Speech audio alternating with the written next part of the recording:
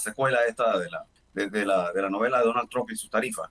Si bien los mercados bursátiles de Estados Unidos y a nivel mundial han ya empezado a recuperar el camino hacia la normalización, es decir, a llegar a los niveles que tenía previo al anuncio de las tarifas, que Donald Trump calificó con cierto eufemismo como el día de la liberación, pareciera en la práctica ha representado todo lo contrario. Aún cuando los mercados ya están apuntando nuevamente hacia esa normalización, quedan grandes sinsabores. Uno de ellos, naturalmente, es la incertidumbre en términos de en qué va a terminar esta negociación.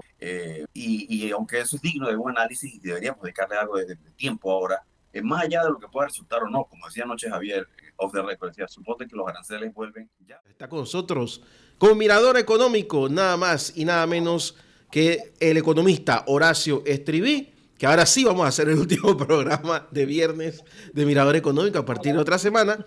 Es jueves a las 7 de la mañana, pero lo pueden volver a ver también en YouTube como Radio Ancon. Mirador Económico con Horacio Estriví. Buen día, Horacio, ¿cómo estás?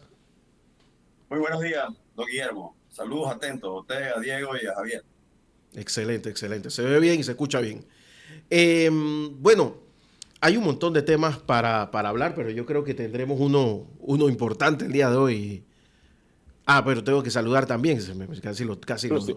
lo paso por... Si lo quieres, no, está bien, tranquilo. La colaboración, como todos los viernes, de próximamente jueves, del ingeniero Javier Castillo. ¿Cómo estás, Javier? Saludos aquí desde la hermosa ciudad cosmopolita de La Pacera, en Guararé. Está lejos. Usted está lejos. Se ve bien también, se escucha bien. Pan de la arena, por favor. Sí, tráiganos pan, no se haga loco. Bueno, don Horacio Estriví, ¿qué tenemos para hoy? Bien. No, te comentaba que es inevitable volver a las aventuras del tío Trump con respecto a su política arancelaria, pues cada semana es una nueva secuela. Esto ya se parece a Netflix, ¿no? Que es difícil separarse del televisor. En el caso nuestro es difícil separarnos de las noticias internacionales y de la cobertura de medios como Wall Street, Bloomberg, etcétera. Pero fíjate, para ir al grano, es de eso lo que queremos conversar hoy, como siempre, hacer alguna conexión con respecto a Panamá. Ayer conversaba yo con Javier un poco sobre ese panorama internacional y sus incidencias sobre Panamá. Y concluíamos, y quizás voy a empezar por allí, por la conclusión, que en el caso específico de Panamá, y probablemente en muchos países, pero en el caso de nuestro sobre todo, dada la naturaleza de nuestra economía, que es una economía de servicios, volcada principalmente a la actividad de la logística internacional, a la actividad del paso de barcos, de mercancía, etcétera, que el programa es incierto. El programa es todavía es difícil pronóstico. Lo que sí no resulta difícil pronosticar es que Panamá requiere mucho más que antes de dos condiciones, ¿no? Y esto lo hemos venido nosotros señalando de manera insistente a lo largo de la existencia de este humilde programa. Y es que primero hace falta que los panameños nos pongamos de acuerdo y hagamos un esfuerzo supremo por dejar las disidencias a un lado. Yo creo que hay que cambiar el esquema de que la victoria se logre a base de lo que yo te quito a ti, eso es mío. Es decir, esa es lo que en teoría de la organización se llama juego suma cero. Es decir, la riqueza es un monto fijo y las riquezas que yo adquiero como grupo o como organización derivan de lo que yo le quite a otros. Ese esquema es totalmente contrario al esquema de ganar-ganar, es contrario al que ha hecho fuerte a los países ricos y que se fundamenta esencialmente en que más allá de los sacrificios que se pueda en un momento dado enfrentar un grupo a corto plazo, un sector, los intereses verse afectados, a la larga, Guillermo, si tú depones tus intereses y yo depongo un poco los míos, a la larga, y Javier los suyos, a la larga entre los tres podemos ganar como producto de un cambio y de una aceptación de que es necesario llegar a un acuerdo. Así que en el caso específico de Panamá, eso es una de las condiciones sine qua non, lograr consenso social, lograr cohesión social, más allá de las dificultades que entraña ese reto, ¿no? Y lo segundo es que definitivamente debemos ir progresivamente acostumbrándonos a la idea que hemos venido anunciando en este programa, de que el entorno cada vez se hace más volátil, cada vez se hace más dinámico, más fluido y más impredecible, como habíamos señalado, lo que se traduce simple y llanamente en la necesidad de una estructura económica más resiliente, más fundamentada en productividad, más fundamentada en la facilidad precisamente de que los recursos pasen de un sector a otro y se acomoden rápidamente, lo cual implicaría en la práctica que hay que ir removiendo ese concepto que tenemos de incentivos tributarios, de protección, de velar por un sector en desmedro de otro, etcétera. Cada vez necesitamos una economía más integral, una economía que tenga mayor capacidad de reacción. Y eso se logra a través de productividad, de eficiencia, de consenso, de tecnología.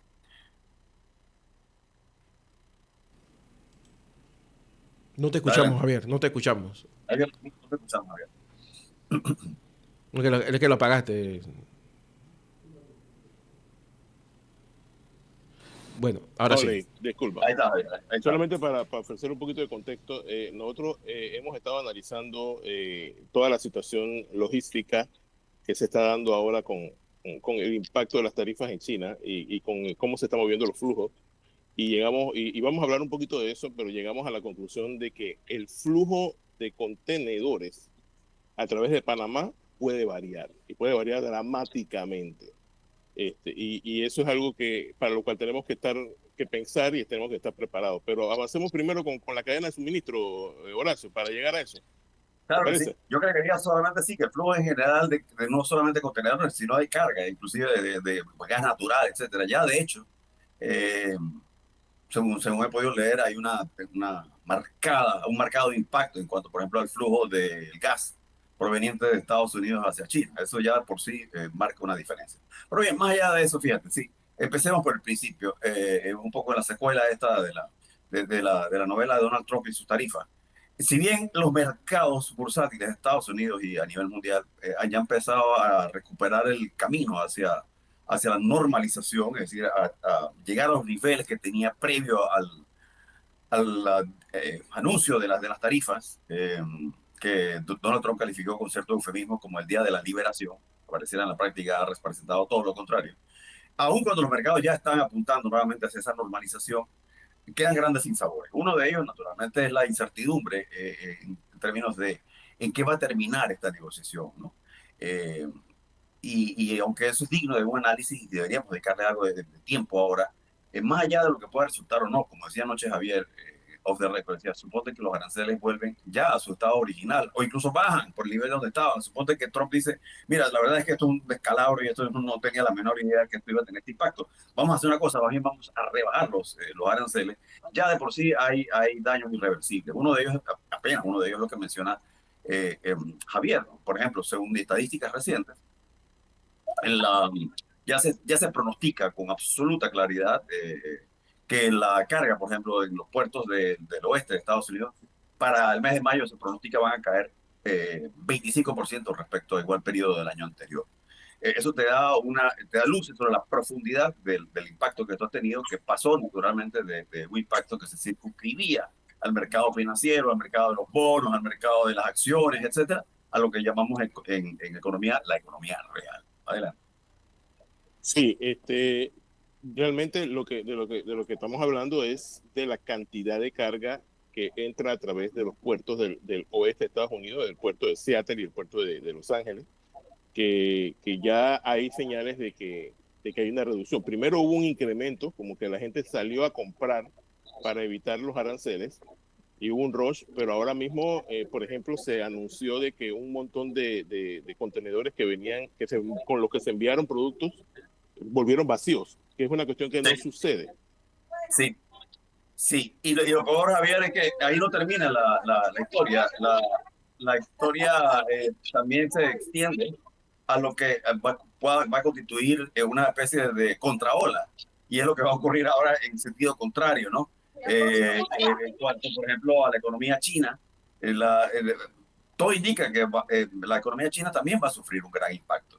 Es decir, como dice el dicho, ¿no? Si en Estados Unidos y en el resto de Occidente llueve, en China no escampa. Y por favor no subestimemos en ese afán a veces un poco quizás desmesurado de analizar solamente el problema desde el punto de vista de Trump y que claramente resulta un desacierto. China también está sufriendo. Más allá de que efectivamente por su estructura económica, por su estructura política, quizás, por así decir, la ausencia de una democracia al estilo occidental, uno tiende a pensar, sí, bueno, China tiene más capacidad de aguante, sí la tiene indudablemente, pero eso no lo exime, eso no lo hace invulnerable al impacto que va a tener indudablemente esta crisis dado que van a caer las exportaciones de China. Y como tú sabes, Javier y Guillermo, China es una economía que está fundamentada sobre todo en sus exportaciones. Una de las características, y yo agregaría deficiencias de la economía china, es precisamente un mercado de consumo muy contraído, tremendamente restringido, como consecuencia de una política discrecional de este gobierno y de los anteriores, pero sobre todo de este, en fomentar sobre todo en lo que llamamos en economía el supply side, del lado de la oferta y no tanto del lado de la demanda del consumo, lo que hace que esta economía tenga enormes rigideces y también dependencia, ¿no? Y eso ha provocado fisuras, por ejemplo, en su mercado financiero, su mercado inmobiliario, y que a la larga queda muy claro que no se va a resolver necesariamente a través de una economía planificada o semi-planificada, sino por el contrario, una economía donde prevalezca más, donde prime más lo que algunos despectivamente llaman las fuerzas del mercado. Así que si acá de este lado llueve, de aquel lado tampoco escampa. Y esto de alguna forma, por cierto, nos coloca en un plano interesante de análisis hacia futuro, es decir, porque ya se ha empezado a dar esas señales, de acuerdo a los medios de comunicación internacional durante el fin de semana, que China pareciera ya estar un poco más propensa a sentarse finalmente con Donald Trump y sus secretarios de Estado para empezar a buscar posibles alternativas, posibles escenarios. Lo cual es positivo y ya te voy a dar la palabra, Javier, pero ¿por qué digo que es positivo? Mira, porque lo que sí es evidente es que hay dos cosas evidentes. Una es que estamos en una situación de inminente recesión a nivel de Estados Unidos. Tú mismo lo señalabas hace un momento, los indicadores señalan que la actividad económica, el GDP, el Producto Interno Bruto de Estados Unidos cayó durante el primer trimestre en 0.3%, lo cual contrasta con el pronóstico de que iba a haber un crecimiento más bien de 0.4%. Pudiera estar esto augurando, ¿no?, una recesión. Todavía los expertos debaten ese tema. Lo que sí es indudable es que va a haber un impacto negativo desde ya, como inclusive en un escenario donde se logre lo impensable, y es que los países se pongan de acuerdo rápidamente y realineen todas sus estrategias en materia comercial y Donald Trump quede satisfecho. Eh, Más allá de eso, es evidente que ya hay de manera irreversible un impacto en la economía norteamericana, igual que la va a haber en la economía de Estados Unidos. Que eso como punto de China, partida. de China. Segundo, y de China, gracias, Javier. Y lo segundo es que, indudablemente, que la única forma de atenuar esta inminente crisis, que todavía no sabemos si va a degenerar en una recesión en Estados Unidos y a nivel mundial, es precisamente desactivando los mecanismos que lo provocaron originalmente. Seamos fríos en esto, no podemos caer en el anarquismo. Decía, bueno, como Trump cometió este desliz, entonces, bueno, que se desordene completamente y se anarquice la economía mundial. No. Ojalá y haya un viso para unos acuerdos y un realineamiento efectivamente satisfactorio a todas las partes, ¿no? Por ende, yo tendría que decir, cuando me preguntan, decir, mira, ¿y cuál es tu pronóstico? Absolutamente reservado. Depende un poco de la disposición de los principales actores, y eso incluye al gobierno de Estados Unidos, incluye a China, ¿por qué no decirlo? De su anuencia, de su proclividad hacia lograr un acuerdo satisfactorio. Adelante, Javier. Sí, yo pienso que hay dos cosas que tenemos que notar, ¿no? Lo primero es que estas son dos economías que estaban entrelazadas entre sí. De hecho, se decía que de lo que se consideraba el 100% del Producto Interno Bruto de China, probablemente hasta 30% dependía de su comercio con Estados Unidos. Estados Unidos Sí, tiene su mercado fuerte, ¿no?, interno, y China no lo tiene, pero en China tiene el supply fuerte, ¿correcto? sí, sí. Sí, efectivamente. Y yo agregaría que depende no solamente de las exportaciones hacia Estados Unidos, que evidentemente tienen una prevalencia importante en la composición de las exportaciones de ese país, sino del resto del mundo, ¿no? Y el resto del mundo también está de alguna forma impactado por esto, que algunos, con razón o sin ella, de manera eufemística, ya empiezan a hablar sobre la pandemia de Trump, ¿no? Una especie de pandemia autoinducida con secuelas que ya están empezando a parecerse mucho, como la disrupción logística, y que inclusive algunos ya señalan con algún sarcasmo, dice, aquí lo que hace falta es buscar, ya como en el COVID, buscar una vacuna anti-Trump. Yo agregaría, por lo menos en lo que a la política comercial se refiere de Trump, que de paso quiero hacer un señalamiento, y lo habíamos dicho en este programa, y es que más allá del dominio que mantiene efectivamente, ya yéndonos al plano interno de Estados Unidos político, sobre el Partido Republicano, sobre el Congreso, sobre los medios, más allá digamos, de las confrontaciones que ha tenido hasta ahora exitosas, inclusive Trump con la justicia, en materia de inmigración, en materia de sus casos personales, hay una realidad, y es que mientras prevalezca en Estados Unidos visos de una democracia, es posible que el Congreso se le voltee. Lo habíamos dicho aquí y no lo he confirmado, pero las noticias indican que casi por un voto o dos no se logró un voto de censura a la política de reducir, de subir los aranceles como se ha propuesto, e inclusive, no lo he confirmado, Javier, eh, leí algo en la madrugada de que inclusive se había logrado un voto favorable para que Trump no pudiera aplicar aranceles a Canadá. Eso estaba sujeto a confirmación. Estaba buscando esa información precisamente en este momento, pero no lo he encontrado. Porque hay gente que está preocupada. Y me gustaría otra vez hacer un comentario con respecto a cadena de suministro, porque me parece que es sumamente importante. Lo que sucede es que nosotros cuando hablamos de una camisa, de un suéter, de un pantalón, pensamos en el pantalón en la tienda. Y ese pantalón tiene que venir en barco, tiene que pasar por un puerto y tiene que llegar. Si no están llegando, ellos corren el riesgo de que va a llegar un punto en donde se van a comenzar a reducir los inventarios y no va a haber que comprar. Y eso va a reducir el potencial de ingresos de las empresas. Empresas como Walmart, como Kmart, las grandes tiendas están hablando de que existe la posibilidad de que sus ingresos se reduzcan a partir de esto. ¿Estoy equivocado? Excelente punto, Javier. Y no nos olvidemos algo, ¿no? Y es que la gente tiende a veces a ignorar el hecho de que, y lo hemos reiterado en una y otra ocasión, que las economías de sus aparatos productivos son como un barco. Tú puedes cambiar el curso ahora para evadir un obstáculo, pero si lo hiciste tarde, si no, pregúntale al Titanic, probable que no puedas evadir el obstáculo, ¿no? Entonces, esto es importante porque acuérdate que, o sea, de nuevo, todo depende, todo está sujeto, todo está circunscrito de alguna forma, condicionado a lo que pueda ocurrir a partir de ahora en cuanto a que se establezca o no escenarios de negociación. De lo contrario, esto va a impactar todos los rubros de producción de electrodomésticos, producción de autos, producción de chips, la producción de la manufactura en general está en alguna forma paralizada por cuanto que no tiene claridad en la regla del juego y no tiene certeza sobre cómo va a quedar finalmente los aranceles, ¿no? Y eso naturalmente incide sobre la capacidad de producción, sobre las decisiones de producción y por supuesto incide igualmente sobre las decisiones de la empresa en cuanto a invertir o no. Si las empresas paran la manufactura, si las empresas paran sus transportes, si las empresas paran sus inversiones, no se requiere ser graduado de una universidad élite para llegar a la conclusión de que efectivamente va a haber un impacto en la economía nacional e internacional.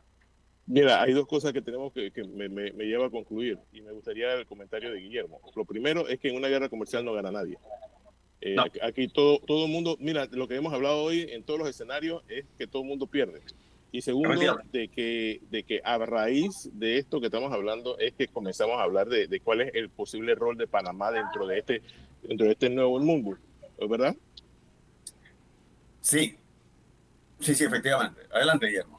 No, yo estaba mirando aquí un productor que hoy pues se alegraba, ponía una foto de estar mandando el último contenedor con 247 contenedores de exportación de sandía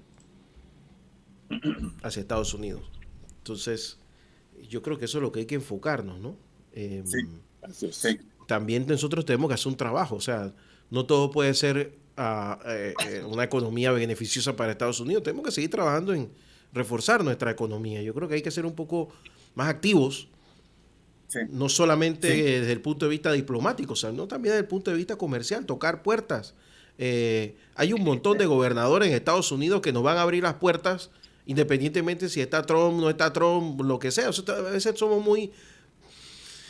Dejamos que las cosas vengan, caigan solas y no funciona así. O sea, nos cierra la puerta en Florida, pues ábrela en Carolina del Norte.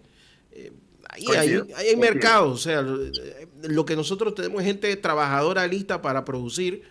Nada más que hay que abrirles el mercado. Te doy el caso de Melo. Melo tiene problemas para entrar a Costa Rica y República Dominicana porque sencillamente le ponen peros. Y nosotros lo dejamos entrar aquí como Pedro por su casa. Tenemos el mercado inundado de leche tica. Entonces, dime, ¿qué estamos haciendo? O sea, a veces, sí, las consecuencias de Trump, pero pero ¿qué estamos haciendo nosotros para que esas consecuencias no permeen de una manera más fuerte? Porque hoy es Trump, pero mañana puede ser Ron DeSantis. Por decir un nombre, no por decir un nombre. Y me trae a colación una reflexión, y es la siguiente: cuando a veces la gente me pregunta, mira, pero el tema de la economía panameña está muy vinculada a la economía norteamericana. Sí, sí, pero debemos decir algo, sobre todo a partir de la ampliación del canal, y no es el único factor. Se fueron erosionando un poco, quizás, o disminuyendo es el término, esa relación, lo que llamamos economía matemáticamente, una correlación entre la economía nuestra y la norteamericana. Es decir, si la economía de allá crece, acá también crece, y si allá no crece, acá no. Esa relación se fue debilitando matemáticamente con el tiempo. ¿Con producto de qué? Precisamente de una diversificación de nuestra economía, que entre otras cosas encontró su eje en ese proceso de ampliación del canal. Gracias a Dios tomamos esa decisión inteligente y que dado nos ha permitido esa conexión con otras economías, ¿no? Que nos permite atenuar el impacto que tiene los Estados Unidos y los vaivenes de esa economía. Eso es una cosa. No he dicho que no hay relación, pero es menor de la que era hace 20 años. Entonces, la preocupación nuestra cuando hablamos de Trump, cuando hablamos de su economía, de su avance, de sus decisiones, tienen más incidencia, y sobre todo ahora, desde que la segunda administración de Donald Trump, y cuanto a las decisiones políticas. Hay una relación directa, y yo creo que eso no requiere mucha sustentación como tesis. Lo segundo es que sí, las decisiones de Estados Unidos tienen un impacto a nivel de la economía global, y por ahí entonces sí hay un impacto hacia Panamá. Yo creo que eso hay que tenerlo presente. Por lo demás, coincido plenamente contigo de que efectivamente por un momento tenemos que dejar de la menos las heridas y empezar a buscar alternativas. Y en ese orden te quería preguntar, Horacio, si es posible hacer lo que te voy a plantear. Todo el planeta financiero sabe que Panamá es un país que su centro bancario te da los mejores intereses a plazo fijo, incluso mejor que mercados como el suizo, como el de Hong Kong, como el de Singapur, ni hablar de Estados Unidos. Todo el planeta sabe que Panamá tiene una banca dolarizada, que es un país que que tiene una franja para la alta inversión en bienes raíces, que hay espacio para seguir creciendo. Ya hay lugares donde ya no caben, los edificios de Miami se están hundiendo, que es verdad. Entonces, claro, estamos en el foco de quienes quisieran ese negocio, que sabes que funciona así, que aquí hay mucho tonto útil, pero no saben que afuera hay gente que tiene una cosmovisión diferente y que están pensando en sus próximas generaciones y ese negocio lo quiero yo. ¿Cómo podemos blindar, cómo se blinda económicamente al país ante ese tipo de embates que en el común denominador de la sociedad no son fáciles de ver?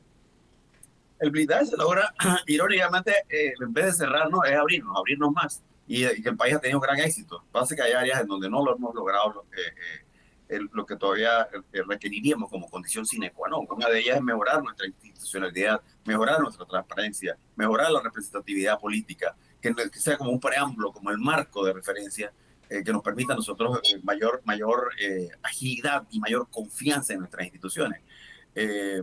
Y es decir, ir en sentido totalmente contrario al que se plantea en Estados Unidos. En este momento, indistintamente a los impactos que pueda tener Donald Trump o no, es bastante claro que la estrategia de Donald Trump es que la gente dude de sus instituciones y se aleje de sus instituciones, y secuestrar las instituciones sobre pretexto de que las instituciones oprimen a la gente, cuando es exactamente lo contrario.